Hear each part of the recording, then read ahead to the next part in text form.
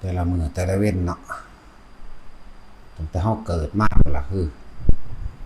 คิดหาเอาแต่แนวจากใดเนื่องจากดีเนี่ยมีเนื่องจากเป็นถ้าเท่าเกิดมากพุ่นล่ะ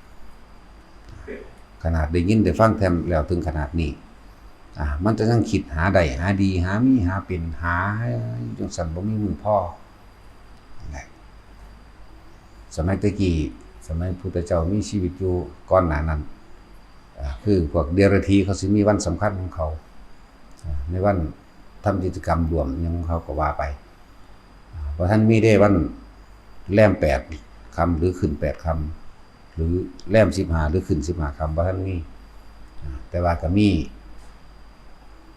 พระเจ้าปัสเสนหรือพระเจ้าพิมพิสารนี่แหละ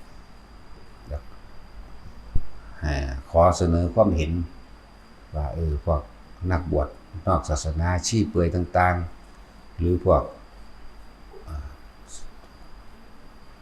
ครูทั้ง6เขาก็ยังมีวันสำคัญในการประกอบพิธีต่างๆว่าในศาสนาของพระองค์เป็นไปได้บ่ที่สิมีพระพุทธเจ้าก็เลยระลึกได้ว่าอันใดสมควรตั้งหรือบ่สมควรตั้งแต่เพิ่นเบิ่งโหราศาสตร์ดวงดาวเพิ่นคำนวณการดวงดาวการโคจรของโลกดวงจันทร์จักรวาลดวงอาทิตย์เพิ่นเบิ่งก่อนโคจรเพิ่นก็ระลึกถึงถ้าว่าแรมจังซี่มันสิเป็นเดือนมืดแรมเป็นเดือนมืดแล้วอากาศรู้สึกว่าร้อนกว่าปกติดวงอาทิตย์มันก็สิใกล้เข้ามากับโลกเฮ็ดให้น้ำมันลดลงหรือเกิดอากาศก็ร้อนแรม8หรือแรม15นี่คนสิเป็นคนที่หงุดหงิดอ่านใส่เพราะว่าม่วนน้ำสารระเหยจากน้ำอย่างต่างๆก็สิมันเห็นในคนร้อนเห็นในคนอารมณ์ร้ายเห็นในคนจากผัวเมียก็ทะเลาะกันเร็วเพื่อนร่วมงานก็ทะเลาะกันเร็วเพิ่นก็อ่านเบิ่งว่าดวงอาทิตย์มันเข้ามาใกล้โดยโคจรรอบของจักรวาลเบิ่งจังซั่นแล้วเพิ่นก็เลยว่าก็ซั่นก็ให้มีแรม8ค่ำหรือแรม15ค่ำเพื่อสิลดละอารมณ์ต่างๆอันเกิดเนื่องจากกายมันก็รับมาจากกายล่ะอีหยังก็ดีก็เลยให้มีวันให้ทุกคนหยุดทำการทำงานแต่ว่าก็เป็นการบอกแนวทางซื่อๆเด้บ่แม่นข้อห้ามว่าหยุดหรือบ่หยุดผู้ใดปรารถนาความสุขเย็นคือให้จับดักความอยากได้อยากดีอยากมีอยากเป็นเอาไว้มั่งให้ทุกคนเข้าสู่วัดให้ทุกคนเข้ามาฟังธรรมให้ทุกคนได้มีมือร่วมเป็นมือร่วมในการให้ทำบุญรักษาศีลฟังธรรมก็เลยเริ่มมีมาแต่พุ่นล่ะอันนี้พูดถึงเรื่องการตั้งโดยแรมซะก่อนเริ่มเพราะว่าเพิ่นก็อ่านเบิ่งแล้วอารมณ์คนมันร้อนถ้าแรมดวงอาทิตย์มันเข้าใกล้โลก ก็ว่าไปตอนนี้บัดนี้ขึ้นอารมณ์คนสิเย็นแน่นะแต่อย่างหนึ่งที่แรมมันเป็นเดือนมืดทนตะกี้ก็มักเข้าป่นมักเข้าจี้ลักของกันนั่นนี่พวกกระโจรขโมยทั้งหลายก็อาศัยความมืดในการไปลักในการไปปล้นเลยแย่งความอยากได้อยากดีอยากมีอยากเป็นต่างๆมาเพื่อสิเฮ็ดให้ใจที่มันกำลังร้อนรนให้ทุเลาเบาบางลงแน่เพิ่นก็เลยให้มีแรม8ค่ำมั่งแล้วก็แรม15ค่ำเป็นมื้อหยุดงานคำว่าหยุดงานของพุทธเจ้ามันมีทั้งงานภายนอกและภายในงานภายในก็คือทำงานภายในคือหาคือตัณหาคือกิเลสตัณหามันสิคิดหาเอาแสวงหาเอานั่นนี่บ่มีวันหยุดวันพักเด้ตลอดมาเรื่อยตั้งแต่ตื่นขึ้นจนเท่านอนหลับอีกทีนึง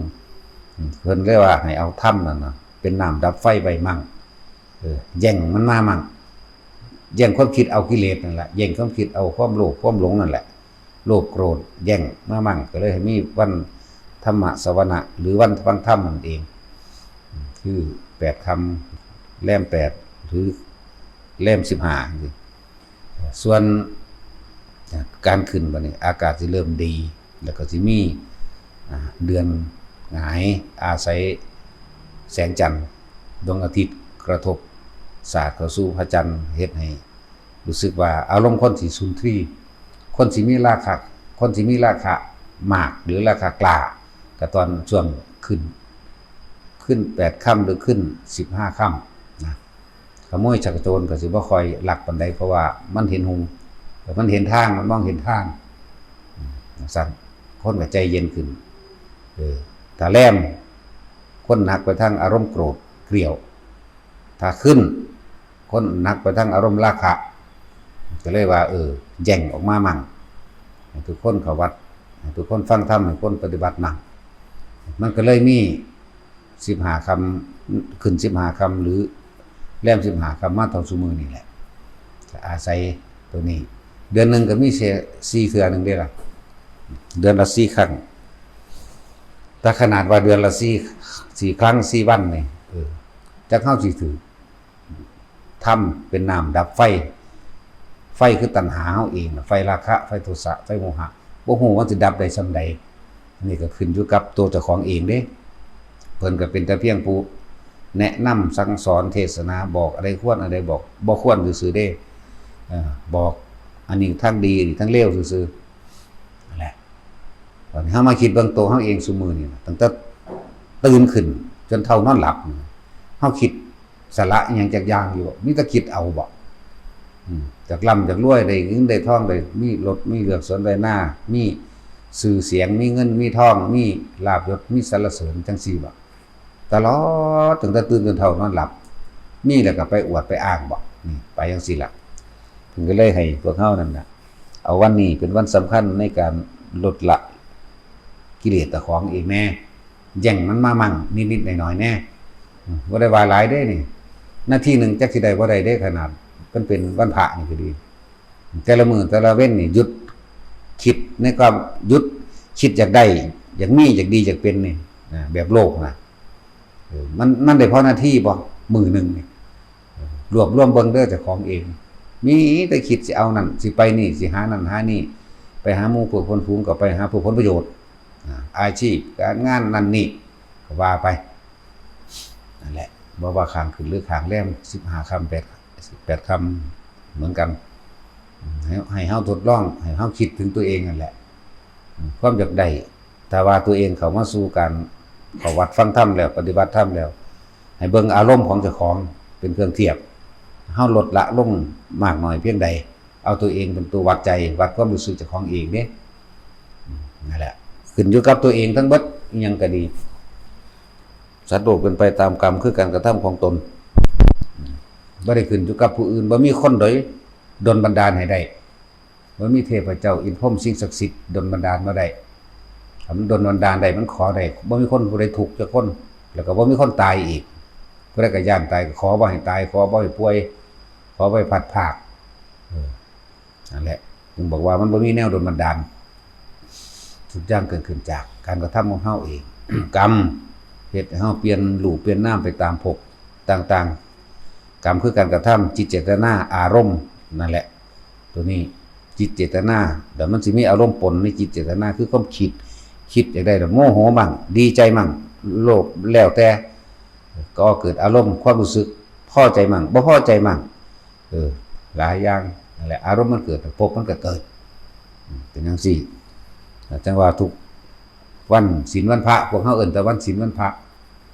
เพิ่นเอิ้นวันธรรมสวนะที่จริงวันหยุดการงานเพื่อฟังธรรมประกอบกิจกรรมร่วมกันให้เกิดความรักความสมัครสมานสามัคคีในหมู่ชุมชนหมายแต่กี้วางสั้นของเฮาวันพระน้อยพระใหญ่เด้พระก็มีน้อยมีใหญ่ดอกทอกันละพระสั้นถึงว่าบัดนี้ทุกคนที่ว่าตัวเองสละตนเองออกมาแล้วเหมือนภิกษุนักบวชทั้งหลายถ้าตัดการงานออกจากทั้งโลกแล้วบ่ไปแย่งอาชีพไปอีกบ่ไปแย่งผัวเมียไปอีกนะก็อยู่กับตัวเองให้มันมากที่สุดหลักมันก็มีอยู่แล้วกรรมฐานหลักมันกรรมฐานนี่เป็นรากลึกของพุทธศาสนากรรมะแปลว่าการกระทำฐานะแปลว่าที่ตั้งฐานที่ตั้งแห่งการกระทำซึ่งเรียกว่ากรรมฐานภาวนาทำให้เกิดขึ้นในฐานที่ตั้งแห่งการกระทำเกิดยังไง เกิดจิตที่ตั้งมั่นหรือเกิดทำอารมณ์ที่เป็นหนึ่งหรืออาศัยคำว่ากายเวทนาจิตธรรมคือสิ่งทั้งหลายทั้งปวงนอกในกรรมฐานอาศัยตัวนี้เพื่อสังเกตความคิดเจ้าของเด้เพื่อจะพยายามรู้ให้มันทันความคิดเจ้าของคิดอยากได้คิดอยากเป็นคิดเกลียดก็นั่นโกรธก็นี่คิดแล้วก็เกิดอารมณ์ความรู้สึกพอใจมั่งไม่พอใจมั่งอันนี้เฮ็ดให้สมาธิจิตตั้งมั่นมันตั้งขึ้นแล้วมันก็เกิดขึ้นเมื่อมันเกิดขึ้นมันก็จะเห็นความคิดเจ้าของเองนี่คือหลักมันสถานที่ใดวัดใดก็ตามถือว่ามีกรรมฐานสถานที่นั้นบ่เป็นมงคลเสื่อมถอยน้อยลงคนก็เร็วขึ้นคนบ่จากดีจากเร็วก็เร็วขึ้นนั่นแหละชั่วมากขึ้นบ่มีศีลธรรมคนก็รู้สึกว่าแม่นสิไปวัดก็สร้างก็ไปเถียงกันไปเอาชนะกันไปแสดงความเห็นว่าตนมีความคิดดีกว่าหมู่เก่งกว่าหมู่ผู้อื่นบ่ได้แล้วจึงบอกว่าวัดได้ก็ตามที่บ่มีกรรมฐานล้วนแล้วถ้าสิมีความเสื่อมแล้วก็ห่างร้างไปในที่สุดบอกว่าทุกวัดเด้อพากันเริ่มต้นใหม่วัดได้ก็ตามสวดมนต์มั่งหมายถึงทำวัดเพื่อให้เกิดความสมัครสมานสามัคคีกิจกรรมร่วมกันสุขสามัคคีนั่งถ้าพระสงฆ์บ่พากันทำความสามัคคีถ้าไม่เกิดความสงบสุขได้เฮาสิเอาหยังมาเป็นก็เลยเอาธรรมะเอาคำสอนพระพุทธเจ้ามาเป็นศูนย์รวมในการสวดเฮ็ดที่แรกก็เฮ็ดผู้เดียวซะก่อนก็ได้ดอกต่อมาหนึ่งมีดอกผู้สองผู้สามผู้สี่ห้าก็อาศัยเวลาก็เป็นเครื่องพิสูจน์คนนั่นแหละเฮ็ดไปเรื่อยๆทุกวัดมันคนมันห่างลางออกไปเพราะว่ามันบ่มีมงคลมันบ่มีความสงบมันบ่เป็นบุญมันบ่เป็นกุศลแล้วก็พระต้องเป็นผู้นำทางจิตวิญญาณเป็นผู้นำทางความคิดเป็นผู้นำทางความรู้สึกนะก็เลยต้องอาศัยธรรมะของพระพุทธเจ้าอาศัยอ่านเอามาอ่านแล้วก็พากันเริ่มต้นเอาเฉพาะสวดมนต์เช้าหรือสวดทำวัดเช้าทำวัดเย็นที่ก็เฮ็ดไปเรื่อยเฮ็ดแต่เจ้าของเองผู้เดียวเดี๋ยวมันสิมีดอกเมื่อมีผู้นำแล้วก็ต้องมีผู้ตามเหมือนกันเฮ็ดไปเรื่อยนั่นแหละเริ่มสถานที่ใดที่มีการสวดมนต์สวดคำว่ามนต์มนะนี่แปลว่าใจเด้อสถานที่ใดมีเครื่องระลึกนึกถึงอันเป็นเครื่องกำกับใจสวดก็คือพูดหรือคิดถึงเองนั่นแหละมีเครื่องกำกับใจทำให้ใจเกิดความสงบทำให้เกิดอารมณ์เย็นไม่มีความเร่าร้อนสถานที่นั้นก็เริ่มเป็นมงคลหมู่เทพเทวดาทั้งหลายก็ค่อยๆเข้าหาใกล้คอยใกล้เข้าก็มีความสะกิดหรือบอกข่าวส่งกระแสสัญญาณบอกข่าวว่ามองนี่มีธรรมคำสอนพระพุทธเจ้าเด้อพากันมาฟังมันก็ออกจากใจของภิกษุนักบวชผู้นั้นแหละแต่ก็เริ่มมีคนมาเฮ็ดไปเรื่อยๆก็หลายขึ้นเองนั่นแหละเพราะว่ามันบ่มีกรรมฐานเลยพากันเป็นประท้วงล่างลงแนวอื่นแทรกเข้ามาเบิดพากันเล่นหวยซื้อหวยพากันเฮ็ดยังบ่ทั่วทีมันละหลายอย่างก็ดอกบ่ได้คิดว่าสิละกิเลสตัณหาในตนเองดอกก็มากก็ปล่อยกันทิ่มก็คือว่านั่นแหละว่าผู้นั่นก็บ่ได้ฉะนั้นฝึกหัดแน่อ่านเอาแน่พระไตรปิฎกครบสูตรบ่ทุกอย่างแล้วอยู่ในหั่นแหละบ่ว่าข้างขึ้นบ่ว่าข้างแล่นเอาไปมาเฮาก็เฮ็ดซุมื้อคือเฮานี่บ่ฮู้จักล่ะวันใดวันศีลวันพระเพราะว่ามันวันพระซุมื้อมันวันละทุกมื้อพระแปลว่าผู้เสียสละเด้แปลว่าผู้ละความเห็นแก่ตัวออกของเฮานี่ซุมื้อบ่ได้ว่า15คำบ่ได้ว่า8บ่ว่าแล่นบ่ว่าขึ้นบ่ได้เกี่ยวกันเลยวันละทุกวันเลยบ่ฮู้จักว่ามื้อนี้วันจันทร์บ่อังคารว่าก็บ่ได้รู้วันที่เท่าใดก็บ่รู้อีกวันพระน้อยวันพระใหญ่ก็บ่รู้อีกเพราะว่ามันพระตลอดจังว่าล่ะสาระอยู่ตลอดอย่างเฮาก็เฮ็ดเป็นปกติทุกมื้ออยู่แล้วกิจกรรมในการร่วมหมู่คณะนะหมู่ภิกษุสงฆ์บ่ว่าสิอยู่หม้องใดก็ตามนี่ในคณะของเฮาเองเฮ็ดเหมือนกันเบิดเขามาร่วมกันเขามาเรียกว่าสวดมนต์หรือท่องบนสาธยายคำสอนพระพุทธเจ้าพระบาสวดมนต์ก็ดีอันเป็นเครื่องกำกับใจไม่ให้คิดมากไม่ฟุ้งซ่านเพื่อให้เกิดความสงบแต่ว่าไปต่อมาก็มีกรรมฐานที่เฮาพากันเฮ็ดอยู่คือสติปัฏฐาน4นั่นเองอานาปานสติเนี่ยจังหวะมันจะเริ่มขึ้นมาได้ ความเจริญคือเจริญใจคนเด้เจริญตรงไหนใจคนเมื่อมีความสงบแล้วการพิจารณาไข้ควรถึงอดีตต่างๆที่เคยผ่านมาโอ้กูนี่เลวกูนี่บ่เคยสร้างความดีกูนี่บ่เคยเสียสละกูนี่มีแต่อยากได้อย่างนั้นนี่สุดท้ายแล้วก็บ่มีผู้ใดเอาหยังไปหยังได้เนาะนี่ก็เลยเกิดความเมตตาเจริญด้วยเมตตารักผู้อื่นเสมอตนรักตนเสมอผู้อื่นไหลขึ้นไปเรื่อยกรุณาต้องการช่วยเหลือบุคคลผู้อื่นโดยไม่หวังสิ่งใดตอบแทนมุทิตาเกิดความบ่อิจฉาริษยากับไผมีแต่ความยินดีในการทำบุญทำทานต่อผู้อื่นกับผู้อื่นได้แล้วสุดท้ายก็ลงที่ว่าวางจิตเป็นกลางให้ได้คืออุเบกขานั่นแหละคือว่ามันเป็นอย่างจังห่างเพราะว่ามันขาดวัดในใจวัตระนี่ข้อวัดปฏิบัติเครื่องบังคับใจตัวเองเครื่องรู้ใจตัวเองว่าตัวเองมีความโลภโกรธหลงไม่มากน้อยเพียงใดวัดใดบ่มีกรรมฐานเป็นหลักลึกของพุทธะหลักลึกเพื่อเข้าถึงความรู้ความตื่นความเบิกบานได้กรรมฐานหลักลึกของมันได้นี่แหละมันก็เลยห่างก็เลยล่างความเสื่อมถอยหน่อยร่มก็เลยเกิดนะแต่ที่ใดวัดใดมีกรรมฐานความเสื่อมถอยน้อยลงแห่งการแสดงธรรมแห่งองค์สมเด็จพระสัมมาสัมพุทธเจ้านะไม่เคยมีไม่เคยลดลงเลยมีแต่พุ่งทะยานขึ้นแต่คือธรรมของเพิ่นพุ่งนั่นแหละผู้ใดเห็นธรรมผู้นั้นเห็นเล่าตถาคตคือความจริงนั่นเองธรรมคือความจริงนั่นเองตถาคตคือความจริงนั่นแหละคือพระพุทธเจ้าเจ้าแห่งผู้รู้ตามความเป็นจริงมันจะเกิดขึ้นกับใจของเฮาเองเฮาสิรู้ของเฮาเองดอกนั่นแหละเฮาบ่มีวันพระเพราะว่าเฮาพระอยู่เรื่อยใช่ป่ะล่ะบ่มีวันพระว่าวันพระแรม8ค่ำวันพระแรม15ค่ำหรือขึ้น8ค่ำหรือขึ้น15มันเป็นจังซี่ของมันอยู่ตลอดมันเป็นอากาลิโกไม่มีการไม่มีเวลาเดียวกับเป็นของมันอยู่เช่นนั้นนั่นเองมันสิเป็นจังซี่บอกว่าเป็นซื่อเด้มันบ่เป็นแต่ว่ามันเป็นใช่ป่ะล่ะแล้ววัดใดก็ตามพากันเริ่มเฮ็ดแน่ที่อยู่ได้ก็อาศัยมูลมรดกพระพุทธเจ้าเด้พระพุทธเจ้าได้เป็นผู้เลี้ยงบวชเข้ามาแล้วจักว่าล่ะบาตรก็ของเพิ่นนั่นแล้ววิธีการต่างๆก็ของเพิ่นเบิดเด้เฮาอาหารก็ของเพิ่นที่สิบอกให้ถ้าเฮาลองเป็นคนธรรมดาไปเฮ็ดคือเขาเบิ่งดูเขาบ่ค้อนฟาดหัวโลดเนาะลองบ่บวชเบิ่งดูอันไปถือบาตรอันได้ท้าสัพพี่ไปนำเอาแม่มึงอยากถือตีนเขาลองเบิ่งเขาเป็นบาเขาสิจับไปปัวศรีธัญญาจังซั่นล่ะเฮาในเมื่อเฮามาเป็นลูกเพิ่นแล้วเป็นสาวกะแปลว่าผู้เดินตามก็เฮ็ดตามแหน่พากันสวดมนต์ไหว้พระทำวัดเช้าวัดเย็นแล้วมันสิคอยแทรกซึมถึงความสงบดอกมันก็สิแสวงหาความสงบอันลึกเข้ามาอีกคือทางในเฮาเองความคิดเฮาเองนั่นแหละใจเฮาเองนั่นแหละมันห่างมันล่างมันเพราะว่ามันบ่มีข้อวัดเพิ่นก็บัญญัติเอาไว้หลายอย่างแล้วในข้อวัด13วัดนั่นดิทุดงควัด13เด้วัดนั่นแหละอันนี้เป็นอารามเป็นที่อยู่อาศัยซื่อเด้วัดจริงๆมันวัตระเป็นที่อยู่อาศัยอันพวกนี้ถ้าเฮาสร้างข้อวัดปฏิบัติในตนเองได้ภิกษุได้คนดีเพียงคนเดียวย่อมทำความเจริญให้เกิดขึ้นณสถานที่นั้นชุมชนนั้นๆนะประเทศนั้นๆอย่างสั่น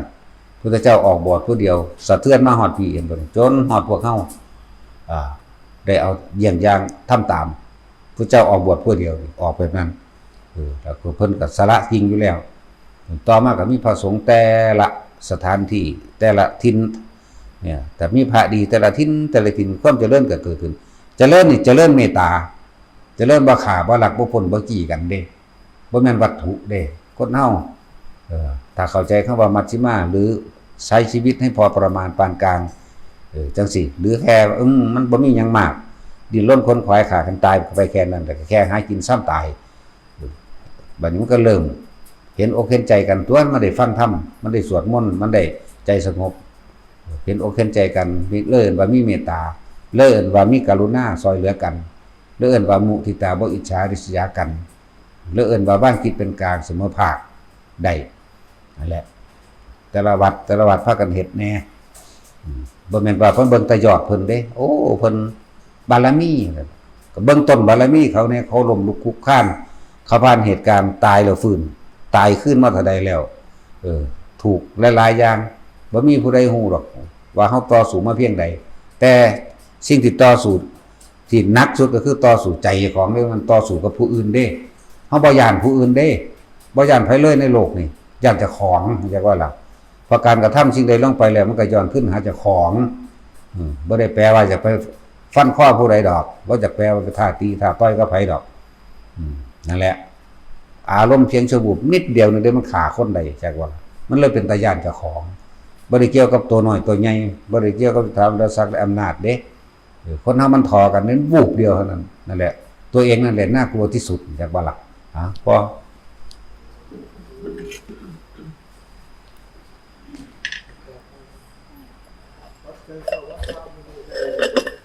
ยอด3,326